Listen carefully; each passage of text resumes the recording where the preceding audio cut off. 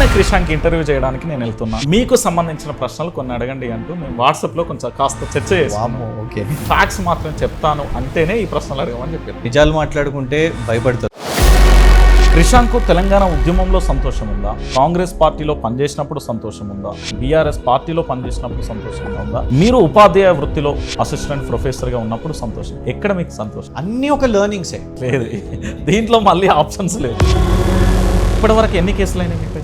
16 నెలలు 15 కేసులు. 16 నెలలు 15 కేసులు. విదేశీ పర్యటనకు ముఖ్యమంత్రి నిజంగా పెట్టుబడుల కోసం వెళ్తున్నారా? డెఫినెట్గా ఇప్పుడు మన రాష్ట్రం వచ్చింది కాబట్టి బరాబర్ రాళ్ళు కూడా ఇచ్చినాం ఆ రోజు. అంటే అల్టిమేట్ గా క్వశ్చన్ కు నాకైతే సమాధానం నేను అల్టిమేట్ గా అనేది ఏంటంటే ఒక్కొక్కసారి రూపం మారుతూ ఉంటుంది.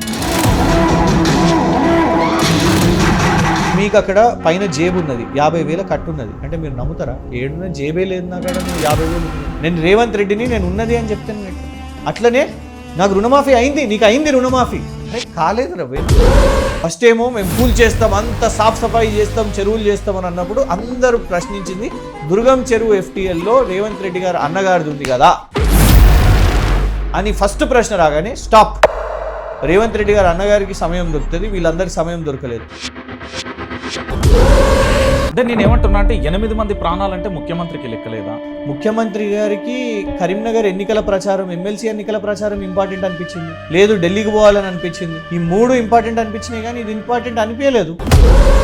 ఎవరైతే అప్పుడు రేవంత్ రెడ్డికి సపోర్ట్ చేసిండ్రో, ఆయన ఏదో చేస్తాడు కావచ్చు అని నమ్మిండ్రో, ఇలా వాళ్ళకే అర్థమైపోతుంది ఆయన చెప్పినవి టోటలీ ఫ్లాప్.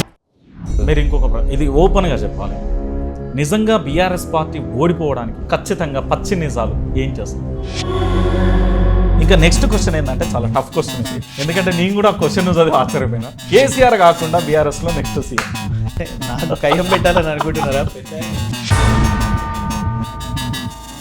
నీకు తెలుసు నీ 420 హామీలు సాధ్యం కావు, అందుకు నువ్వేం చేసినావు? నువ్వు టీడీపీలు ఉన్నప్పుడు MR ప్రాపర్టీస్ని కూల్ చేయండి అన్నావు, నువ్వు కాంగ్రెస్ PCC ప్రెసిడెంట్గా ఉన్నప్పుడు MR ప్రాపర్టీస్ని కూల్ చేయండి అని అన్నావు, నువ్వు ముఖ్యమంత్రి అయిన కొత్త రోజుల్లో కూడా ఇమీడియట్గా MR ప్రాపర్టీస్ని కూల్ చేయండి అని అన్నావు. ఇవాళ అదే MRని శత్రువు అయినోడు మిత్రుడు ఎట్లయితాడు? అప్పుడు దయ్యము, ఇప్పుడు మంచోడు ఎట్లయిపోతుంది?